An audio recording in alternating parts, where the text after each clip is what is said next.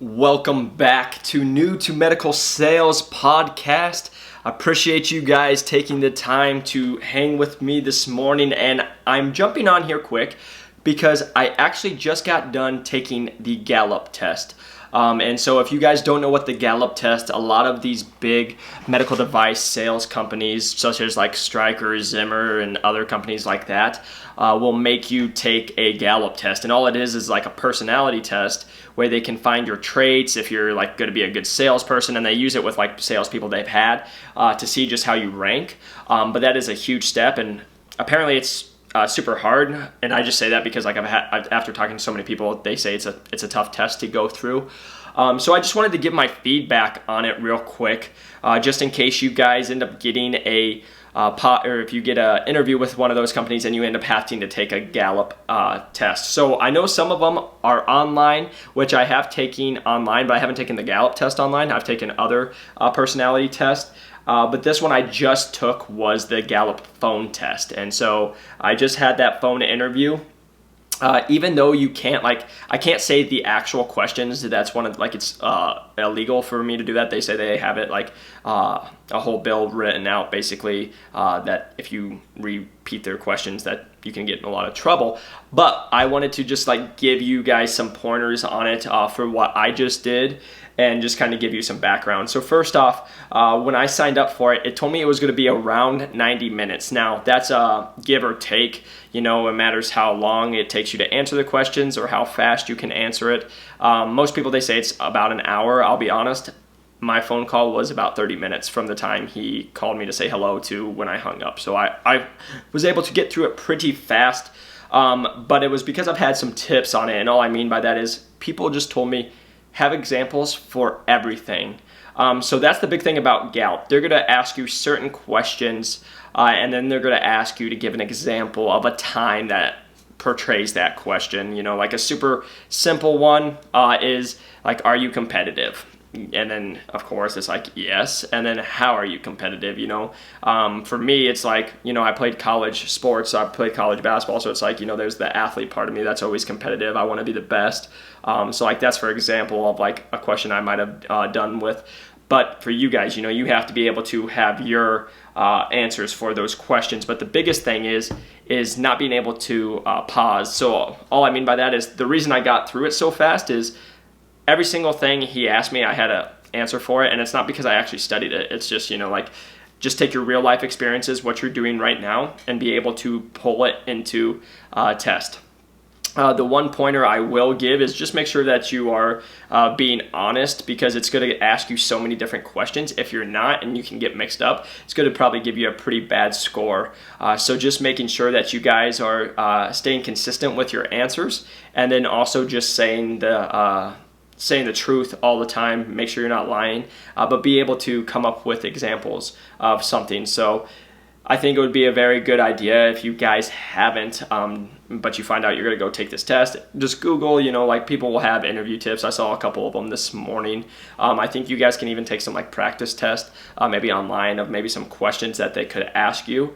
But just make sure that you guys kind of research. But when you're in the interview, they're all really nice. It's just like a computerized, the person's actually real, but it's so computerized because they have a list of questions and they can't respond to anything. So it's just they ask you the question, you give your answer, and then they move on to the next question, and then you just are blowing through all those questions. But this is a test that I know a lot of companies do use, and that it's going to make a difference. And all I mean by that is if you score poorly, there's no pass and fail on this test, but there really is, because of the fact of if you score poorly, you probably won't move on to the next step. So that's all I mean. For example, if you're going into sales and they ask you, are you an outgoing person, or you would rather stay at home on a Saturday night and do nothing, you just have to answer that question how you think it would go, and what you think a salesperson would answer that, hint. But again, just be outgoing, just be who you are. And again, if you're the person who doesn't want to talk to anybody and you would rather just sit at home, I don't know. I always just laugh at that because I'm I don't know if sales is for you. You just got to be wanting to talk to everyone. You want to be like competitive. Again, that's why so many of these like big companies, like Stryker is known for hiring ex-athletes, professional athletes, D1 athletes, because there's the competitive nature in there. Usually, not bad looking people because they were athletes, so they take care of their body. And then B, there's a huge competitive edge of they played in these big sport teams, and they played these sports that they were going for conferences and championships and stuff. So they want that competitive edge. And also with athletes, they had to work hard. So again, if you don't have competitive background, it's not saying you can't. You just have to be able to prove why you're competitive in a different way, because almost every single athlete, when they ask, hey, are you competitive, all you have to say is, I played collegiate, or I played college basketball, played college football, whatever it is, and that's a good enough answer. But if you don't have that training, you just will have to have examples of, how are you a person who can be competitive and do all that good stuff. So again, nothing crazy here on today's quick little podcast, but I just did it. It's 7:30 in the morning, so now it's like 8, but I just wanted to jump on here and just let you guys know, if you've never heard of the Gallup test, maybe just do some research, because some of these bigger companies are going to make you do it, and some of them will make a big difference on how you react with, like, if you move on in the process. And I only say that is I didn't take the Gallup for one of my other positions, but I did take a similar, like, it was a personality test that was like 90 minutes, but it was all online. There was no time, but there was a time limit. It was 90 minutes, but like not a time limit on the section, because some of them I've done have sections. But it was just like all these crazy questions, from like, what it was just like, it's food is to eat as water is to drink. And I was like, what the heck? Like, I didn't do good on my ACT, so I was like, I'm screwed. But I ended up actually getting a call, and the HR told me that I smashed the test. And what they mean by that is you compare to our high-ranking salesmen. So that's all they're doing, is this is a profiling test to see how you're going to compare to people in their company already who's been quote-unquote the top performers. And they're going to be like, oh, well, then Johnny he has the potential to be a high performer because he has these characteristics or these traits.